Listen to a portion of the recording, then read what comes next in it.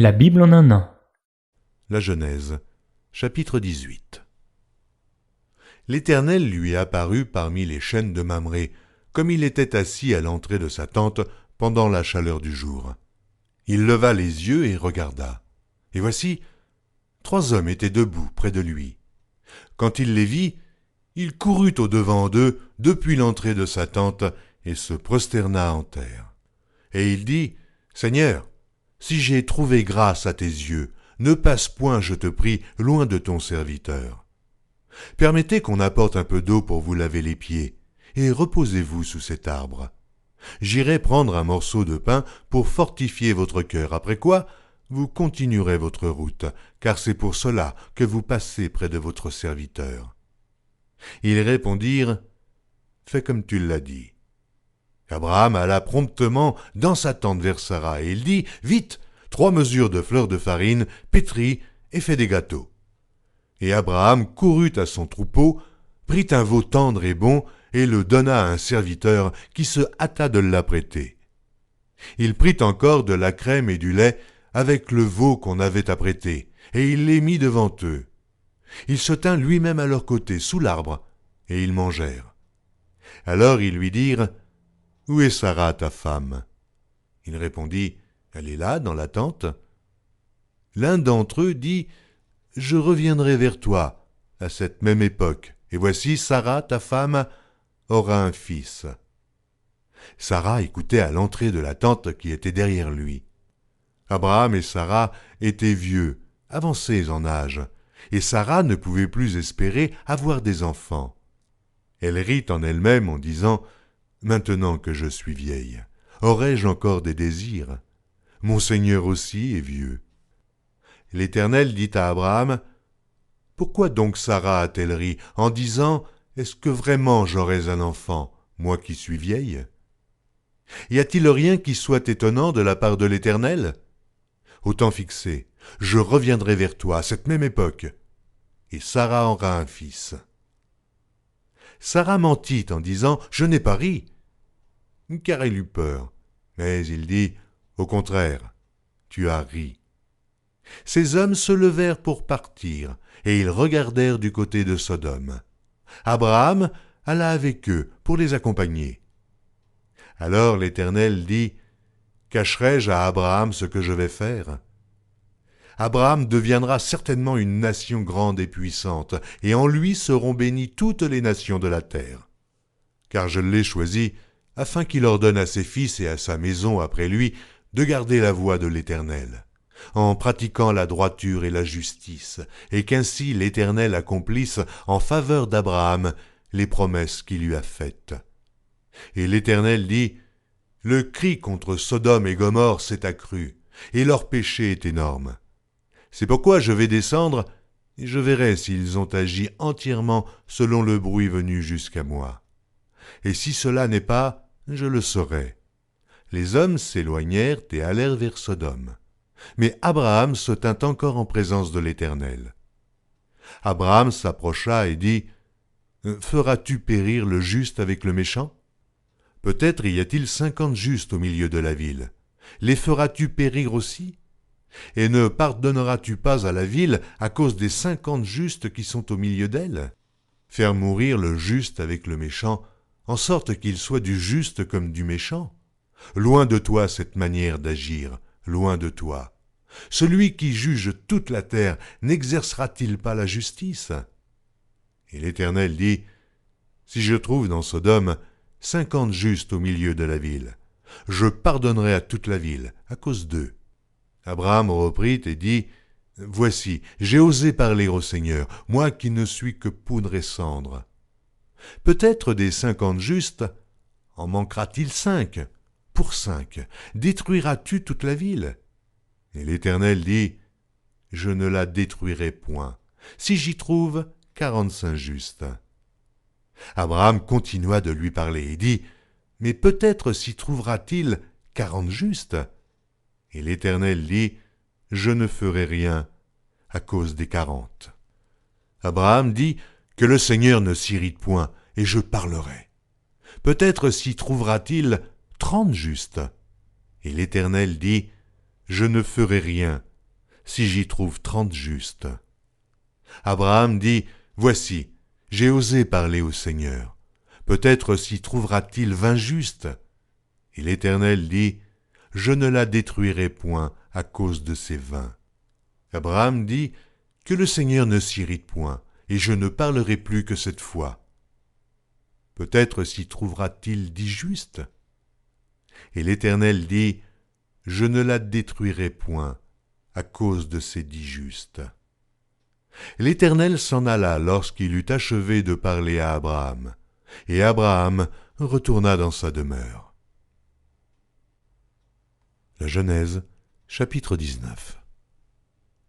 Les 2 anges arrivèrent à Sodome sur le soir, et Lot était assis à la porte de Sodome.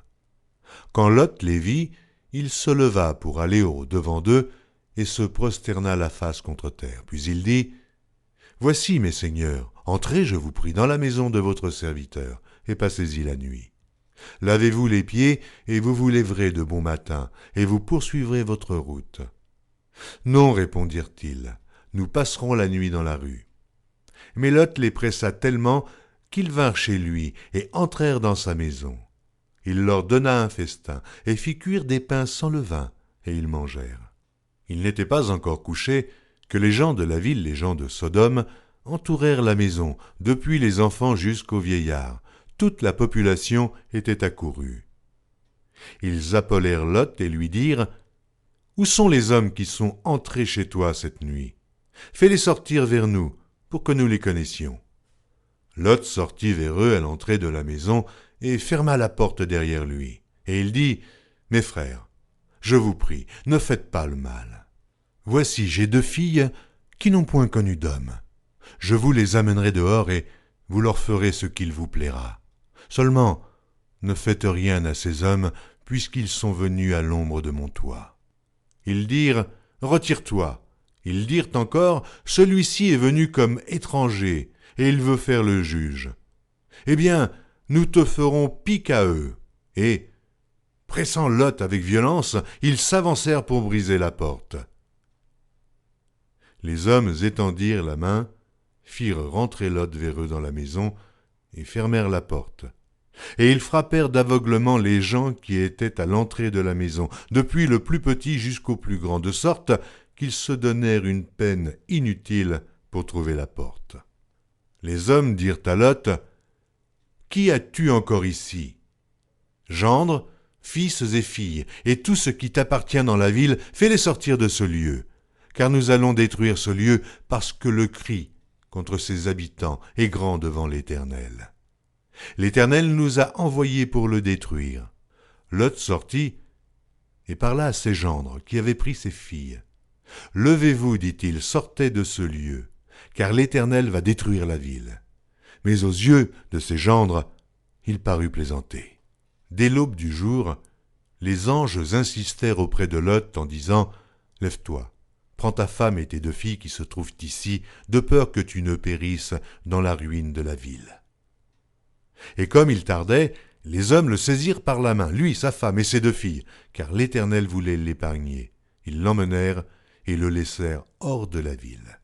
Après les avoir fait sortir, l'un d'eux dit, « Sauve-toi pour ta vie, ne regarde pas derrière toi, et ne t'arrête pas dans toute la plaine. Sauve-toi vers la montagne, de peur que tu ne périsses. » Lot leur dit, « Oh non, Seigneur, voici, j'ai trouvé grâce à tes yeux, et tu as montré la grandeur de ta miséricorde à mon égard, en me conservant la vie. Mais je ne puis me sauver à la montagne, avant que le désastre m'atteigne, et je périrai. Voici, cette ville est assez proche pour que je m'y réfugie, et elle est petite, oh que je puisse m'y sauver. N'est-elle pas petite, et que mon âme vive? » Et il lui dit, « Voici, je t'accorde encore cette grâce, et je ne détruirai pas la ville dont tu parles. Hâte-toi de t'y réfugier, car je ne puis rien faire jusqu'à ce que tu y sois arrivé. C'est pour cela que l'on a donné à cette ville le nom de Tsoar. » Le soleil se levait sur la terre lorsque Lot entra dans Tsoar. Alors l'Éternel fit pleuvoir du ciel sur Sodome et sur Gomorrhe, du soufre et du feu, de par l'Éternel. Il détruisit ces villes, toute la plaine et tous les habitants des villes et les plantes de la terre. La femme de Lot regarda en arrière, et elle devint une statue de sel.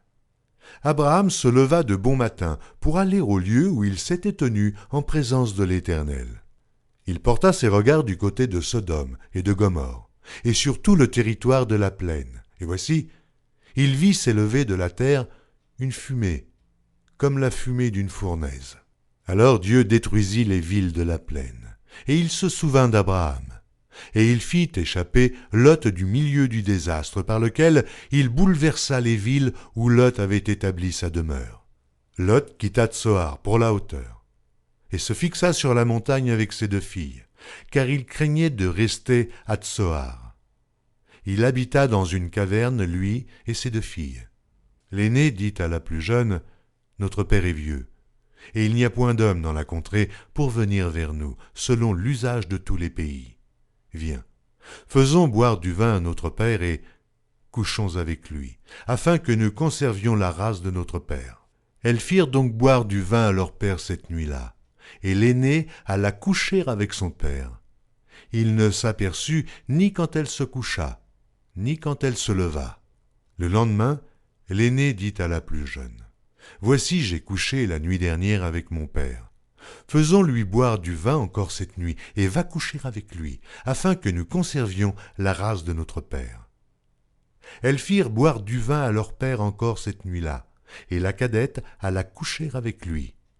Il ne s'aperçut ni quand elle se coucha, ni quand elle se leva.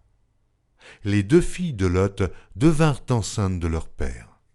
L'aînée enfanta un fils qu'elle appela du nom de Moab. C'est le père des Moabites jusqu'à ce jour. La plus jeune enfanta aussi un fils qu'elle appela du nom de Ben-Ami.